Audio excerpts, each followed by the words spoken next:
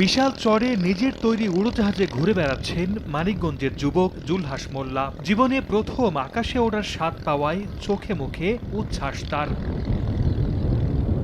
শিবালয়ের তেওতার বিলপাড়া গ্রামের কৃষক পরিবারের ছেলে জুলহাস রহমান মোল্লা। অর্থাভাবে ২০১৪ সালে মাধ্যমিকেই থেমে যায় তার প্রাতিষ্ঠানিক শিক্ষা। এরপর ঢাকায় ইলেকট্রিক মিস্ত্রির কাজ করে জীবিকা নির্বাহ করতেন। একটি কাজে বিমানবন্দরে গিয়ে প্রথম কাজ থেকে দেখেন উড়োজাহাজের উড্ডয়ন। চড়ার ইচ্ছা হলেও সুযোগ হয়নি। পরে নিজেই উড়োজাহাজ বানানোর পরিকল্পনা করেন। দীর্ঘ ৪ বছরের অক্লান্ত পরিশ্রমে এবার দেখেছেন সফলতার মুখ। একটা প্লেন বানাইতে বড় যে 2 মাস লাগে, সেখানে আমার 4 বছরের মতো গবেষণা করতে হয়েছে। এর প্রত্যেকটা সিস্টেমকে আমার গবেষণা করে বের করতে হয়েছে। প্রশাসন আমাকে উৎসাহ দেয় বা সাহস দেয়, সুযোগ দেয়, তাহলে আমি ইনশাল্লাহ আজকে হয়তো দেশবাসীর কাছে আমি পরিচিত, ইনশাল্লাহ একদিন আমি বিশ্ববাসীর কাছে পরিচিত হব।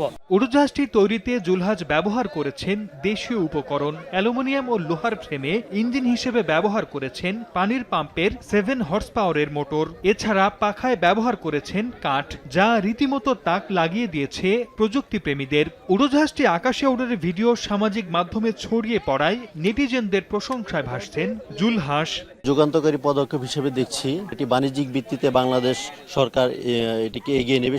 স্যার বা যারা এই লাইনে কাজ করে ওনাদের সাথে যোগাযোগ হলে আরো উন্নয়ন ঘটানো সম্ভব হবে। বিষয়টি নজরে আসে বিএনপির ভারপ্রাপ্ত চেয়ারম্যান তারেক রহমানের। পরে আমরা বিএনপি পরিবারের পক্ষ থেকে জুলহাস মোল্লাকে ৫০,০০০ টাকা তুলে দেয়া হয়।